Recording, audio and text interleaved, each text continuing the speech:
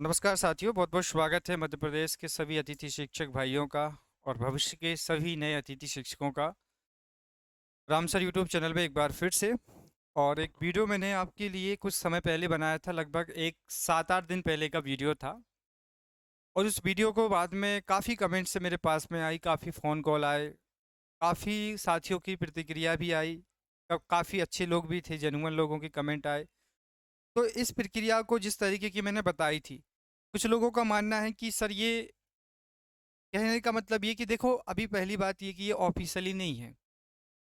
और ऑफिशियली ना होना पर एक फैक्ट है जो समझ में आ रहा है कि जिस प्रकार से डीपीआई अपना काम कर रहा है, जिस प्रकार से डीपीआई ने अभी पिछली पात्रता के लिए इतने काम कराए हैं, पात्रता की जानकारी को वैल्यू दी है, पात्रता के हिसाब से जो अभी डॉक्यूमेंट्सों को अपलोड कराया गया है या अनुभव को माना गया है, तो आगे की जो प्रक्रिया होगी वो कहीं ना कहीं इसके प्रति संकेत प्रदान करती है। आज की इस वीडियो में हम आपके काफ़ी डाउट्स जो उस वीडियो में जुड़े हुए थे, सबसे पहला तो जुड़ाव ये था कि इस सत्र में जैसे आपकी ज्वाइनिंग प्रक्रिया होगी वो कब तक होगी। तो पहले काम ये कि सर प्रक्रिया की जो शुरुआत है वो कब से शुरू होगी और अभी कितना टाइम उसमें लगेगा।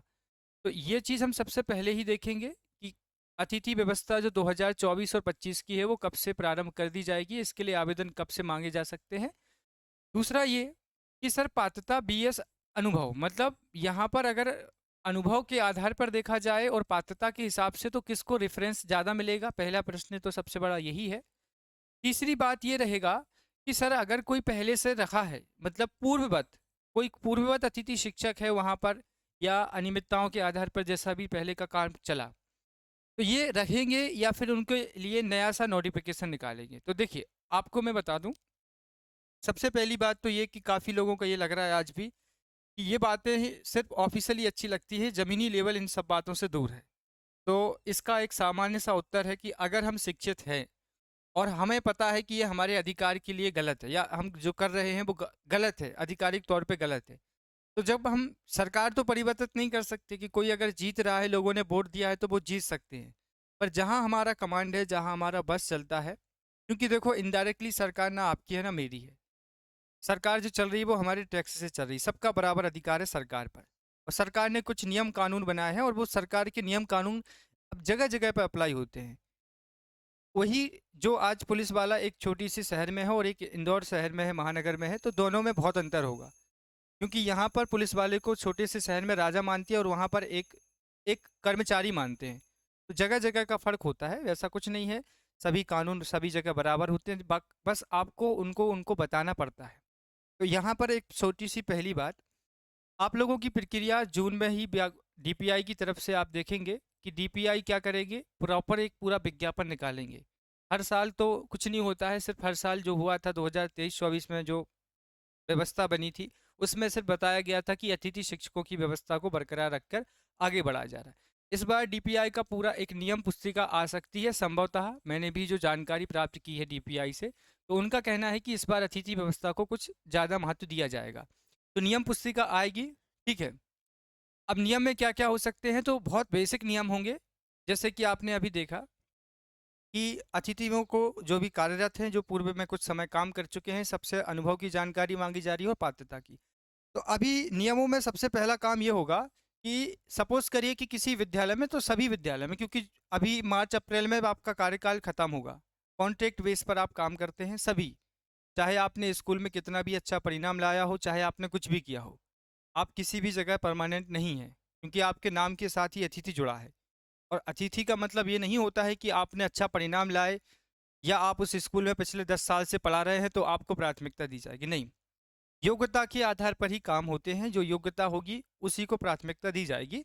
तो अब यहाँ पर जैसे किसी विद्यालय के लिए विज्ञापन आया कि इस विद्यालय में गणित विषय की शिक्षक की ज़रूरत है और सामाजिक के लिए, अब वहाँ जो पहले पढ़ा रहे थे इस मार्च तक जिन्होंने पढ़ाया उनका भी आवेदन आएगा, और मैं अगर पढ़ाना चाहता हूँ तो मैं अपना आवेदन भी वहाँ पे दूंगा।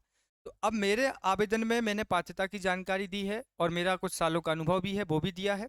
सामने जो कैंडिडेट है उनके पास सिर्फ अनुभव है 10 साल का। तो इसी के नियम रखे जाएंगे कि हम किस परसेंट पे रखेंगे।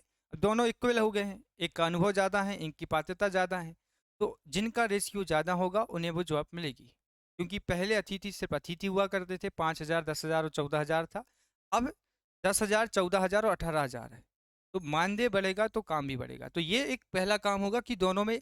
अब कुछ लोग कहेंगे सर ये आपको कहाँ से पता चला? तो देखो भाई आप लोग, कुछ लोग कहेंगे सर केबीएस की बात अलग है, इसकी बात अलग है। अनुभव मैं मानता हूँ, कुछ लोगों को ये बात अच्छी नहीं लगेगी क्योंकि कुछ लोग ऐसी जगह है। मानता हूँ आपके अनुभव की महत्व देता हूँ, आप लोगों ने समय दिया है इस व्यवस्था में, अच्छी बात है। आप लोग इतने कम मानदेय में इतने सालों से पढ़ाते आ रहे हैं, ये भी एक गंभीर एक बात है। पर समय और नियम एक साथ तो रहते नहीं हमेशा। समय के साथ नियमों में बदलाव होता है और बदलाव ही प्रकृति का नियम है। तो बदलना तो है ही, जरूर है, ये नियम तो बदलेंगे बदलेंगे। तो ऐसा नहीं होगा कि अनुभव को ही एक तरफा रख दिया जाएगा या प्राथमिकता पात्रता को दी जाएगी। कई ऐसे कैंडिडेट होते हैं कि पात्रता में नहीं बैठ पाए, या पात्रता में बैठे पर उतना अच्छा अनुभव नहीं था, या पढ़ाई नहीं कर पाए, पेपर ऊट पटांग आया था, तो पात्रता पास नहीं है, परंतु विषय का अनुभव रखते हैं। तो जेन्युइन है कि अनुभव तो रखा जाएगा लेकिन पात्रता को भी इग्नोर नहीं किया जाएगा। दोनों के नियम बनेंगे, रेशियो निकलेगा, फिर आप लोगों को कॉल आएगा कि प्रॉपर आप यहाँ पढ़ा सकते हैं। तो जून में प्रक्रिया होगी, इस आधार पर नियम बनेंगे। अब जो लोग कह रहे हैं कि सर सरकार के नियम उत्तर में रहते हैं, जमीनी लेवल दक्षिण में रहता है, इन दोनों के बीच में सिर्फ आपकी इच्छा शक्ति है। अगर आपको पता है कि ये शिक्षक यहाँ पर बिना किसी बीएड डीएड के पढ़ा, बिना किसी प्रशिक्षण के पढ़ा रहे हैं। अब बात इतनी सी है, अभी आपने देखा कि डीपीआई ने स्वयं सभी जिला शिक्षा अधिकारियों को नोटिस जारी करके कहा कि कारण बताओ। आप लोगों की पात्रता की जानकारी अपलोड करते समय किसी की पात्रता नहीं है पास, तो पात्रता पास का उन्होंने लिख दिया कि मैं पास हूँ, 60 नंबर लिखे हैं, 75 में से 60 नंबर में उन्होंने अपलोड कर दिया, और प्राचार्य ने जो भी आर्थिक लाभ लेकर के उनको अप्रूवल कर दिया। डीपीआई ने जांच की कि 60 नंबर में कोई कैसे पात्रता पास हो सकता है, और ऐसे कई नोटिस निकले, गलत तरीके से पात्रता की जानकारी अपलोड करा दी जो भी। अब देखो सीधी सी बात है, जब तक काम कागजी हुआ करता था, जब कागज सतपड़ा भवन में रखे जाते थे, फाइलें जल जाती हैं, वो समय निकल चुका है। अब हर चीज़ डिजिटलाइजेशन हो चुकी है, और डिजिटलाइजेशन के साथ में अगर आप थोड़ा सा भी फॉल्ट करते हो वो डायरेक्ट बात सामने आती है। प्राचार्यों को नोटिस जारी हो गया कि कारण बताओ आपने क्यों अप्रूवल दिया उनको जब 60 नंबर में योग्य नहीं है। तो ऐसा ही होगा। आप अगर ये सोचें कि जिनकी पहचान है, जिनके पास पैसा है वही काम करेंगे, तो ये गलत है। अगर आप ईमानदार हैं, आपकी योग्यता बाकायदा ज़्यादा है, और अच्छी कोई भी हो, आप एक बात ध्यान रखना, इस दुनिया में प्रधानमंत्री से लेकर राष्ट्रपति, कानून से बड़ा कोई नहीं है। आप लोग देखते होंगे, और कानून को अप्रूवल कराने की आपके पास में एबिलिटी होना चाहिए, चाहे वो प्राचार्य हो, चाहे डीओ ऑफिस हो, चाहे वो आयुक्त हो, चाहे वो संचालक हो, सबके ऊपर एक है। एक बात ध्यान रखना, वो जो गलत है कानून के खिलाफ है वो गलत है। वो जो सरकार विभाग में रह कर के गलत करता है वो सबसे ज़्यादा डरता है, एक बात ध्यान रखना। तो अगर ऐसी व्यवस्था रखी जाती है दोबारा कि डीएड बीएड नहीं है, अनुभव नहीं है, पात्रता पास नहीं, और आपको लगता है कि आप अधिक योग्य हैं, देखो, अगर ऐसा कभी हुआ कि आप लोगों के इस विद्यालय में वो शिक्षक पहले पढ़ा रहा था, पूर्ववत था, मैंने एक बात बताई, पूर्ववत अतिथि शिक्षक रहे हैं, तो ऐसा नहीं होगा, ये बात ध्यान रखना। क्योंकि आपने जो सत्र चुना था वो 2324 का सत्र में आपने काम किया, उसके बाद आपको कोई गारंटी ये नहीं है कि आप भी अगले साल ही पढ़ाओगे। वहाँ अगर कोई दूसरा इच्छुक आ जाता है पढ़ाने के लिए, तो योग्यता का क्वालिफिकेशन होगा, देखा जाएगा और उसी को प्राथमिकता देगी। तो अनुभव और पात्रता दोनों को महत्व होगा, बस शर्तें दोनों के बीच में कैलकुलेशन किया जाएगा कि किसकी योग्यता ज़्यादा है, बस इसका एक पूरा एक फॉर्मेट बनेगा। अब इसी के साथ में देखिए आप लोगों में ये एक बात है, काफ़ी लोग ये कह रहे होंगे कि सर इसके साथ वर्ग दो की तैयारी, तो देखो वो आप मत छोड़िए, वो आप एक नियमित शिक्षक के लिए कर रहे हैं, और वो प्रयास आपका बरकरार हमेशा रहना चाहिए।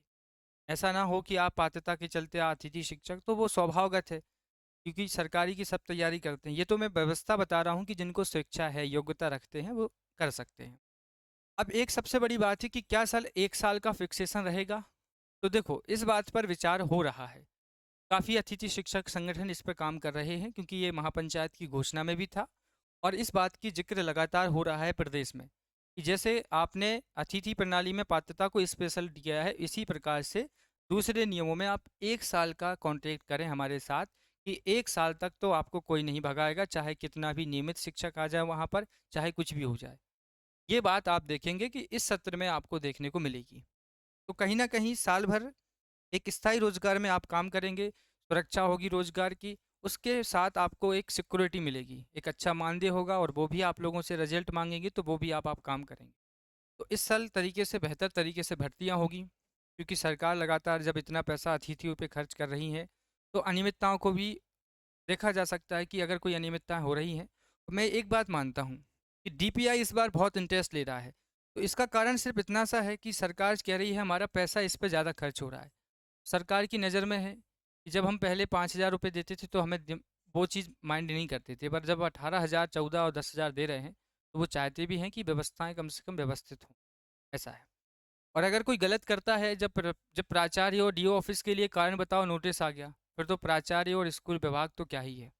तो एक बात हमेशा ध्यान रखना, अगर कहीं गलत होता है तो हमसे ज़्यादा, क्योंकि हम तो नियमित है नहीं भैया, हम ना तो सरकारी बाबू है, ना हम सरकारी शिक्षक है, ना हम प्राचार्य है, ना डीओ ऑफिस में अधिकारी है। तो हमें किस बात का डर है? अगर गलत कोई कर रहा है तो उसको डर होना चाहिए। अगर हम बिना डर किए, बिना गलत किए डर रहे हैं कि भाई वो अधिकारी है, वो प्राचार्य है, तो काहे का डर है? क्योंकि हम तो सरकारी में नहीं, हमारी तो नौकरी जाने का भय नहीं है। सामने वाले को गलत करने से पहले सोचना चाहिए था। और उसके बाद भी नहीं वो कर रहा है, तो वे तो भाई वो बात हो गई कि भाई अपने पैर पे कुल्हाड़ी मारना। तो गलत अगर हो तो उसकी आवाज़ उठाना है और अपने अधिकार के लिए आपको करना पड़ेगा। इस सत्र में ऐसी अनियमितताएं बहुत सारी होंगी, इस बात को ध्यान रखना कि सरकार नियम कुछ बताएंगे, ज़मीनी लेवल पे लोग कुछ करेंगे। आपको उसको बैलेंस करना पड़ेगा, चाहे उसके लिए आपको डी ऑफिस में जाना पड़े, चाहे आपको अपने संभाग में जाना पड़े, या भोपाल में एक बार चक्कर लगाना पड़े। ये ऐसा ही प्रदेश है, या यहाँ पर ऐसा ही होता है, इसीलिए थोड़ा मेहनत करनी पड़ेगी। चलिए, ये नियम सब देखो ये जो मैं आपको बात बता रहा हूँ, ये पूर्णतः डीपीआई की जो अभी प्रक्रिया चल रही है, पात्रता को लेकर के इतना महत्व दिया जा रहा है, आगे नियमितीकरण पे भी पात्रता का काम होगा। उस आधार पर मैंने ये आपके बीच सारी बातें की हैं। अब इसमें काफ़ी लोग इसको अच्छा भी लेंगे, काफ़ी लोग गलत लेंगे, वो आपके ऊपर निर्भर करता है। पर पात्रता और अनुभव दोनों को एक जैसा महत्व मिलेगा, किसी एक चीज़ को ज़्यादा महत्व नहीं दिया जाएगा। इस बीच नए अतिथि शिक्षकों को भी मौका मिल पाएगा। अगर उनके पास अनुभव नहीं है, पात्रता है, जिनके पास अनुभव भी नहीं है, पात्रता भी नहीं है, और उनको रखा हुआ है, तो बिना अनुभव, बिना पात्रता के कैसे आप शिक्षा दे पाएंगे? तो ये थोड़ा व्यवस्थित हो जाएगा। फिलहाल इस वीडियो में इतना ही दोस्तों, जुड़ने के लिए आपका बहुत बहुत आभार, शुक्रिया, धन्यवाद। जय हिंद, वंदे मातरम।